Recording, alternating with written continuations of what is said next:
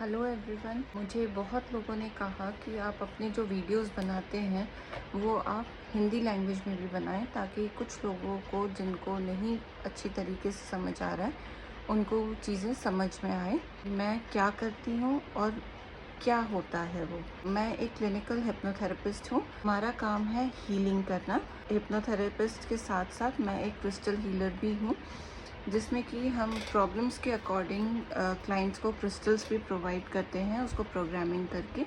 तो हिप्नोथेरेपी सुनते ही सबसे पहले लोगों के दिमाग में आता है, अच्छा ये हिप्नोटाइज कर लेती होंगी, ये लोगों के मन की बात जान लेते होंगे, सीक्रेट्स जान लेते होंगे। तो मैं आपको बता दूं, हिप्नोटाइज और हिप्नोथेरेपी दो अलग चीज़ें हैं। जैसे कि हिप्नोथेरेपी होता है सम्मोहन और हिप्नोटाइज होता है वशीकरण। ये ईस्टर्न और वेस्टर्न साइंसेस के डिफरेंसेस हैं। ईस्टर्न साइंसेस में आ जाता है वशीकरण और वेस्टर्न साइंसेस आ गया सम्मोहन। तो हम करते हैं सम्मोहन, जिससे हम लोगों के सबकॉन्शियस माइंड से बात करते हैं, जो कि कॉन्शियस माइंड से 7000 टाइम्स मोर फास्ट होता है। तो जो भी हमारे प्रॉब्लम्स होते हैं, दिक्कतें होती हैं, जो पुरानी बातें होते हैं, पास्ट लाइफ की बातें होती हैं, वो सारी हमारी सबकॉन्शियस माइंड में होती हैं। तो कॉन्शियसली जब हम जनरली बात कर रहे होते हैं तो हम अपना कॉन्शियस माइंड यूज़ करते हैं। जो चीज़ें अंदर दबी रहती हैं वो होती हैं सबकॉन्शियस माइंड में, और वही जड़ होती है। तो हमारी कोई भी प्रॉब्लम्स होती है, बॉडी में कोई पेन्स है, डिप्रेशन है, एंजाइटी है, रिलेशनशिप में इश्यूज़ है, तो या तो वो आपके जो पुराने प्रॉब्लम्स होते हैं, जो पुरानी मेमोरीज़ होती हैं जिससे आपको तकलीफ़ हो, या फिर जो आपके पिछले जन्म पास्ट लाइफ की भी चीज़ें सबकॉन्शियस माइंड में हो सकती हैं, जो कि आपको इस लाइफ में उसके रिलेटेड चीज़ें प्रॉब्लम्स क्रिएट करती हैं। एंड कुछ मिथ्स हैं हिप्नोथेरेपी में। हम आपके माइंड को कंट्रोल करते हैं, बट ये गलत है। हिप्नोथेरेपी में आप ही हमें प्रॉब्लम्स बताते हो, आप ही हमें सॉल्यूशंस भी बताओगे, बस उसको निकालना हमारा काम है। हमारा काम है उन प्रॉब्लम्स को जड़ से निकालना, लेकिन आपके थ्रू ही वो हमारे सामने आएंगी। आप अपने माइंड को खुद कंट्रोल करते हो, हम आपके माइंड को कंट्रोल नहीं कर सकते।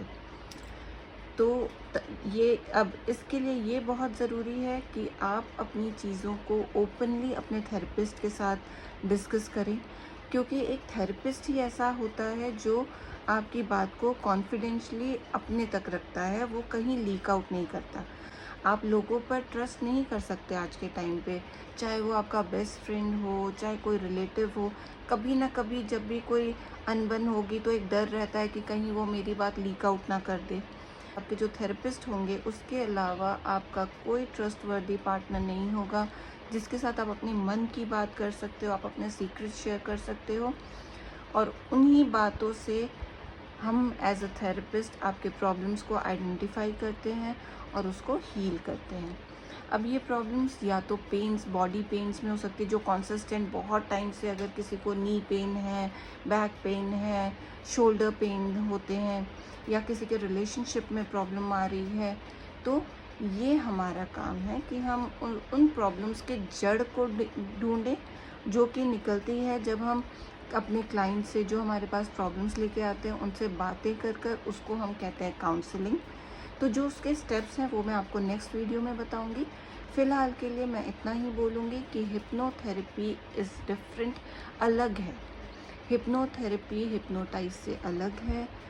थेरेपिस्ट कोई भी हो, वो बिना आपके परमिशन के आपको ट्रांस स्टेट मतलब ऐसे स्टेट में लेकर जाना जहाँ थेरेपिस्ट आपके सबकॉन्शियस माइंड से बात करता है, और उस टाइम में आप अपने ही कंट्रोल में होते हो, थेरेपिस्ट के कंट्रोल में नहीं होते हो। आप वही बोलोगे जो आप बोलना चाहते हो। हिप्नोटाइज में कंसेंट लेना ज़रूरी नहीं है। कंसेंट मतलब लोगों से परमिशन लेकर हिप्नोटाइज करना ज़रूरी नहीं है। लेकिन हिप्नोथेरेपी एक हीलिंग ट्रीटमेंट है। जैसे हम डॉक्टर्स इलाज करते हैं, वैसे हिप्नोथेरेपी भी ट्रीटमेंट है, हील करता है। इससे जो क्लाइंट्स हमारे पास प्रॉब्लम लेके आते हैं उनकी परमिशन लेकर ही हम उनको ट्रांस स्टेट तक लेकर जाते हैं। और अब इसका प्रोसेस क्या है, कैसे होता है, वो मैं आपको नेक्स्ट वीडियो में बताऊंगी।